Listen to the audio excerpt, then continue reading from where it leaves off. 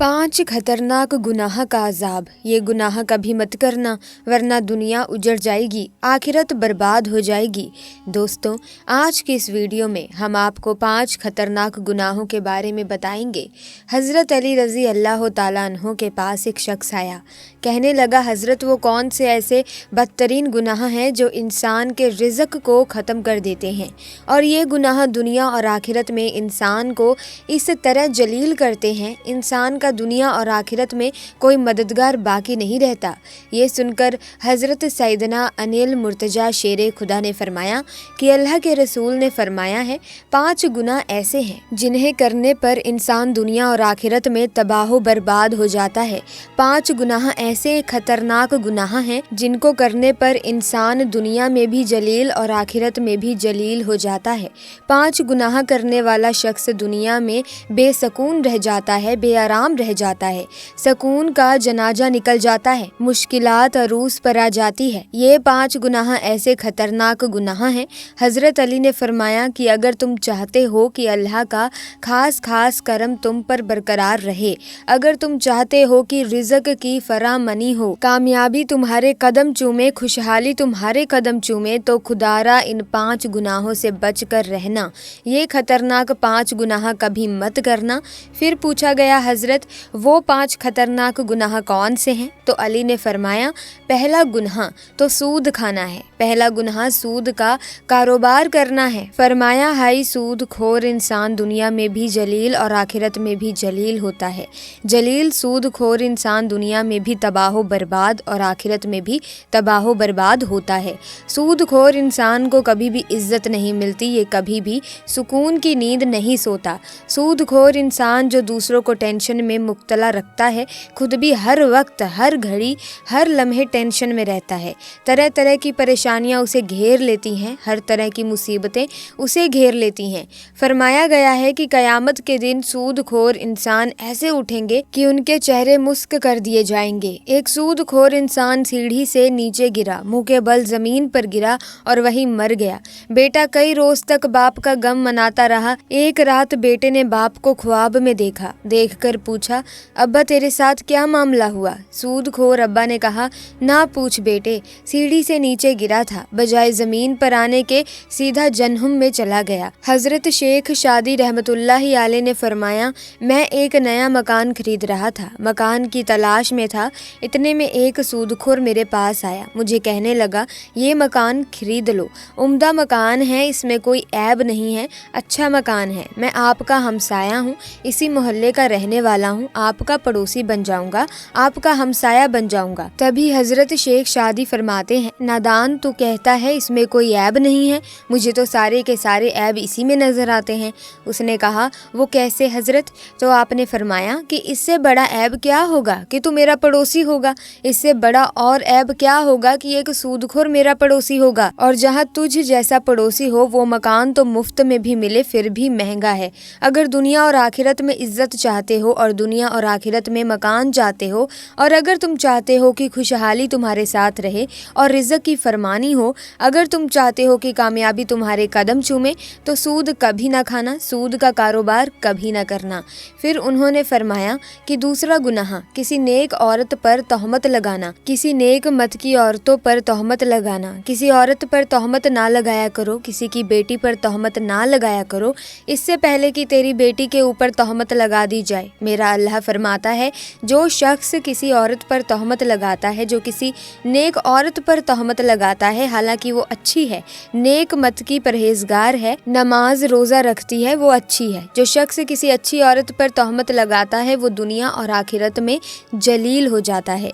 अगर तुम किसी की बेटी से निकाह नहीं कर सकते तो ना करो, कोई बात नहीं, किसी की बेटी के ऊपर तोहमत मत लगाना। ये वो बूढ़ा बाप जो अपनी बूढ़ी कमर पर बोरियां लाद कर दिन रात मेहनत मजदूरी करता है, दिन रात ओवर टाइम लगाकर मेहनत मजदूरी करके बूढ़ी कमर पर बोरियां उठाकर उसने अपनी बेटी को जवान किया, उसको पढ़ाया लिखाया।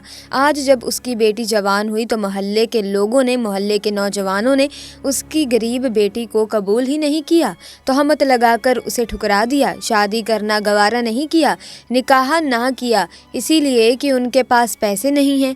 एक तो तुमने निकाह नहीं किया, दूसरा ऊपर से तोहमत तो ना लगाओ। उन्होंने فرمایا کہ اگر تم چاہتے ہو کہ دنیا اور آخرت میں تمہیں عزت ملے، مقام ملے، تو کسی نیک عورت پر تہمت نہ لگانا۔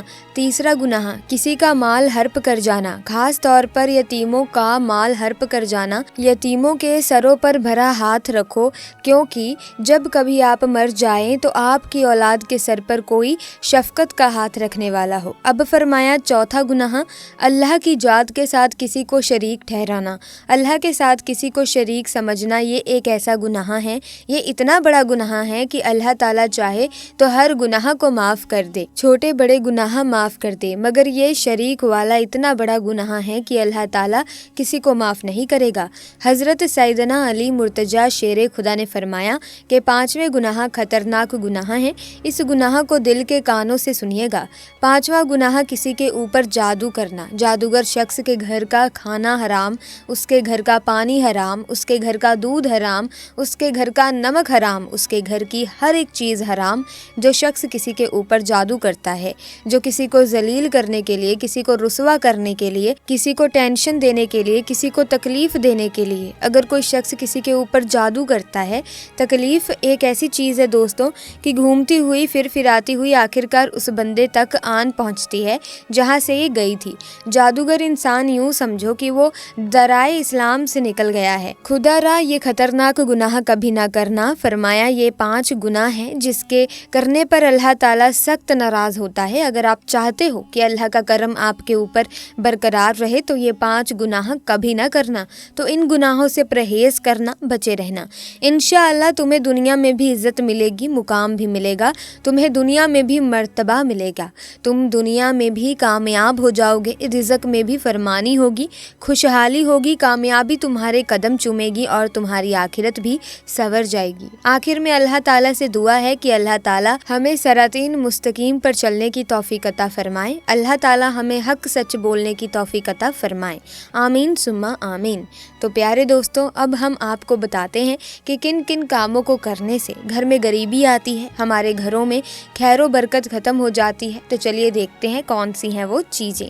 نمبر 1، کھڑے ہو کر پیشاب کرنے سے گھر میں غریبی آتی ہے، گھر میں خیر و برکت نہیں ہوتی، اسی لیے دوستوں ہمیشہ کھڑے ہو کر پیشاب کرنے سے بچنے کی کوشش کرنی چاہیے اور سنت طریقے سے ہی اپنی زندگی گزارنے کی کوشش کریں۔